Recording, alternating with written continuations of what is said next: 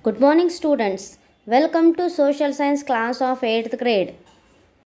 Today we will learn History second chapter, Geographical Features and Prehistoric India.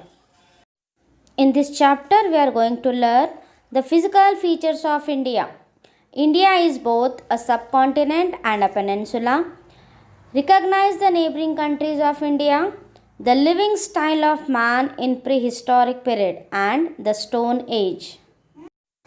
As we know, the geographical environment has influenced every country and people in the world. So, we can say there is an intimate relationship between a human life and the environment. So, it is necessary to learn about the geographical environment in order to know about human history. India is a subcontinent occupying a huge area in the southern part of Asia continent. So, it is surrounded by water on three sides and land on one side. It is a peninsula, means Arabian Sea in the west, Indian Ocean in the south, and Bay of Bengal in the eastern side. India shares its boundaries with Pakistan, Afghanistan, China, Nepal, Bhutan, Bangladesh, and Myanmar. It consists of 29 states and 6 union territories and one national capital region, Delhi. India's geographical features. The major physical divisions of India are the Himalayan mountains and the Indo-Gangetic plain in north, the Deccan Plateau and the coastal region in the south. First one, Himalayan mountains. It is snow-capped mountains in the north include some of the tallest mountains peaks in the world. Even they help to preserve the safety and security of India. The Himalayan mountains range provided a barrier between the ancient Indian civilizations and the rest of Asia, providing protection from invasion. So the attacks have been mainly from the northwestern side through the valleys of Bolan and Khyber passes. Pass means it is a gap or a break in high-ridge terrain such as mountain ridge. A pass forms when a glacier or a stream erodes or wears away the land between areas of higher terrain. Next, Indo-Gangetic Plain. It is also known as Indus-Ganga Plain. Is a 2.5 million km square fertile plain encompassing northern regions of the Indian subcontinent, including most of northern and eastern India. The flat Indo-Gangetic plains are extremely fertile. The ancient civilizations of Indus Valley and Vedic period flourished here. Many battles have been fought from time to time to establish control over this area. And the dynasties that established control over this fertile Gangetic plain also established empires. For example, Mauryan Empire, Maratha Empire, and Mughal Empire.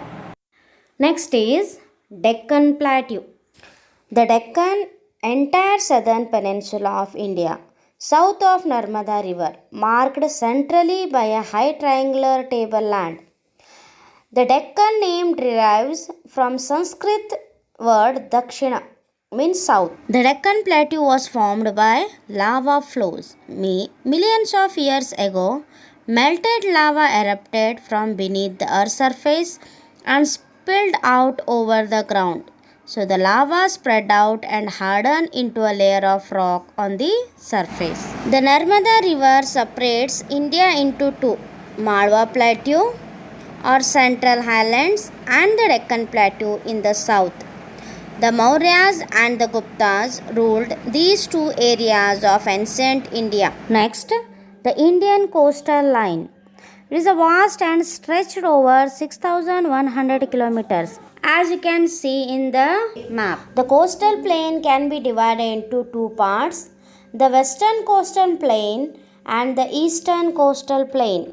The western coastal plain lies between the Western Ghats and the Arabian Sea. It extends from the run of Kutch to Kanyakumari. The western coastal plain can be divided into two parts. The Konkana coast, which lies to the south of the Gujarat plain, extends from Daman to Goa. Next, the Malabar coast, which extends from Mangalore to Kanyakumari. The eastern coastal plain, it extends from the north of river Subarnarekha to Kanyakumari. It lies between the Eastern Ghats and the Bay of Bengal. The eastern coastal plain is divided into two parts. Utkala coast, which lies to the north of river Krishna, and the southern part, which is called Coromandala coast. The numerous ports on this coastal line had attracted the Romans. Foreign trade was carried on those days only through sea routes. As a result, port towns flourished, resulting in the rise of powerful kingdoms in south like the Pandyas, the Cheras and the Cholas. The diversity in the Indian geographical environment has also influenced the lives of communities living here. Unity in diversity is the essence of this culture. So students, today we learned geographical features of India. So next video we learn about prehistoric India.